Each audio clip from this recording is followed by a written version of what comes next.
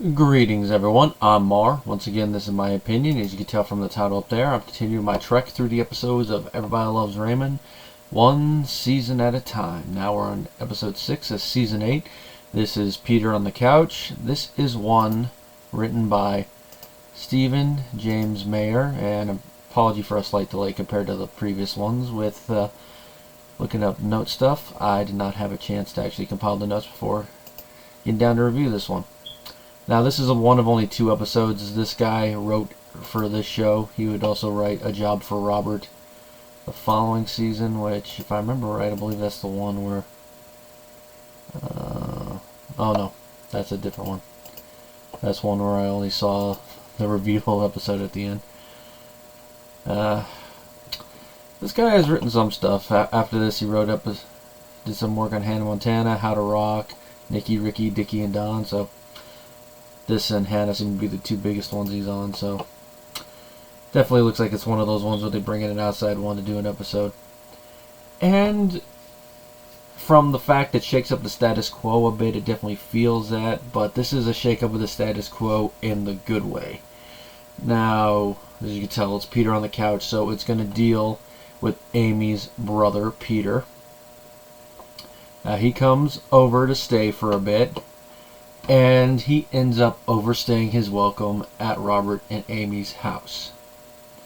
Now, there is an old saying, usually attributed to Benjamin Franklin, and that is, fish and guests stink after 3 days. And that sums up Robert's attitude once it cuts from the first day to a couple days later and Peter's still there. He is getting fed up with his brother-in-law being there, particularly because he's now wearing his clothes, including his underwear. And the jokes that spun from that are what you would expect. Now, Robert does bring this up with Amy, and she cries because she reveals that she knew that he was still there, but she had done this in a way to try to get her brother to bond with Robert, which is a tough thing considering that in the last season, Peter was the one that was going out of his way to sabotage Robert and Amy's relationship, and of course their nuptials, all the way down to not picking up the pastor for the wedding itself. And here she's wanting to do that, but I guess it's one of those things like, hey, we're married now, any of the bad blood, we can just let it go, slide away, and try to become a bigger integrated family. And Robert seems to get that, but at the same time, he finds Peter a little bit too weird, and Ray, of course, shares it. Now, Amy does return that volley with one that, especially us fans of the show, this far into the show's run, will have no choice but to second, and that is that the Barones are a little off, too. Or as Amy puts it, they're a little... And she tries with them. Oh, yeah, she's tried with them a lot. I mean, both Frank and Marie have their weird eccentricities, and they've rubbed off on Robert and Ray when it comes to that. And it's a little bit more different than the type of weirdness with Peter. Peter, he's kind of a very socially awkward recluse, and while he doesn't really go too far into that direction, he does kind of have a little bit of the stereotypical nerd quality, like they mentioned in this one, he has blueprints for the Batcave. So they don't go as far as, say, a comic book guy from The Simpsons. He does kind of straddle that line of what that character is. And of course, the socially awkwardness, I definitely understand that. Here, though, they make it literal with him living in his parents' basement still, so it's definitely, you can tell what type of character they're going for, especially since he also runs his own comic book store. Which, that's one thing I wonder, though, about this episode, is like, who's running your comic book store if you're there for several days? What's going to happen now? You're going to move your comic book store or whatnot?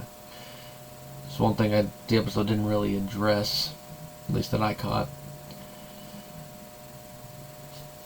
Now, Peter, as you can guess, is eventually talked into going back home. And when he gets there, we find that Hank and Pat, they've kind of adapted a little bit to Peter not being in a house like this, partially due to what Peter told them over the phone, New York is my lady. And they got into his basement and they found stuff he had down there. And a lot of the jokes of how they would react, especially considering how religious they are, write themselves. Like Hank comes up right after Peter and Ray arrive. Pat, he has something down there called Mad Magazine? You have to give it to Fred Willard. He really does sell the ridiculousness of this line, but the believability of it when it comes to very religious parents. And it turns out they've gotten so used to the fact that he's not in the house now that they want to make it more permanent, and they got more plans for the basement. And of course this really does upset Peter. He's like, I'm gone for a couple days and you're already throwing me out? Which I get, although from a legal standpoint I don't think they'd be able to do it this way. But of course they're not going to bring up something like that in a sitcom unless it's going to relate directly to the plot. I mean, see my one rant episode from season 6 and you know what I mean by that. Now of course the whole plan was to get Peter out of Robert and Amy's house and take him back, but now because of all this, Ray finds himself having to take Peter back. Oh yeah, there's one other thing. Remember Miss Puss? Apparently she's mainly an indoor cat, and Hank and Pat let her out, and I'm like, you vindictive people. And just the way that Georgia and Fred play this thing, it's like, really? There's several things that Hank and Pat have talked about and mentioned that they deserve slaps upside the head for, but letting the cat out is another line they cross too far. It's like, really? It's not your pet and you decide to get rid of it like that? You bastardos, as Stefania would say. Now, Ray does have to take Peter back to New York because now they got to figure out what to do. And most of the Barones are having a little powwow in the living room. Peter's in the kitchen, Robert going there, and they have a little talk. And the pair bond over common ground because, as we find out, I think it was pretty obvious who the older and younger siblings are supposed to be. Because Peter definitely does strike me as someone who has that older brother energy. Although even if he was younger, he could still have that thing, like watching his only sister. But here finding out he is the older one, and why he's a little bit more different than Amy, being the partially due to the first child mistakes. Even though I don't know if that's 100% a true thing, but with how they're going with all the different families that are now slowly being amalgamated in, it makes sense they would do it. As a certain director would say, it's like poetry, it rhymes. And of course, the two bond over it, swapping stories, mentioning stuff. And I actually forgot about this going into this, but the moment I heard them talking, I'm like, oh, I know where they're going. And even though they are different people, it's nice to see that Robert and Peter have something they can bond over. Now, they are going to be more cordial brother-in-laws. And that is the main crux that comes out of this episode, and why I said at the beginning that it's one thing that shakes up the status quo, but in a good way. And now Robert is on good terms with at least one of his in-laws. How long that will last? It's going to be anyone's guess. I don't remember, because I haven't marathon watched this season as much as the earlier ones, just from the fact I got the DVDs for this later on, and I just haven't gotten around to watching them as much. All in all, it is still a fun episode. I mean, like I say, nice to see the in-laws in there, the little bonding moment.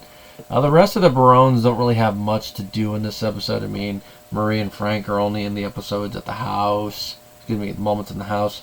Ray is mainly there as a chauffeur, but what bit of dialogue he gets are good. It's nice to see Amy and Robert be more the central members of the family in this one, since it deals more with the problem in their household rather than the other ones. But given that they're now a married couple, it stands to reason that there would be the occasional episode where an issue in their marriage or their household would be more of a focal point. I wonder if that's the reason why at one point they were talking about doing a spin-off centering on Robert once the show ended.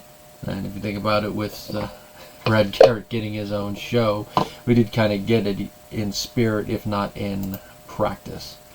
there's not really much else for me to say about this episode. I mean, I can definitely see why for some people this might be a skippable one. Like a couple of the ones are for me. I could see if somebody could hate this one. I could also see if somebody would love this one. This is one where I could see all of it. For me, it's a fun episode. I don't know if I'd see myself watching it all the time. It's definitely not going on my best of VHS list that I'll be compiling at the end of this review series, but it's definitely one that, like, let's say if I'm marathon watching the season, oh yeah, I'm not going to have any qualms about skipping it, even though I was kind of dreading watching it going into it, but watching it, I'm like, yeah, this is not as weird as I remember it being, but that is, of course, the end of this one.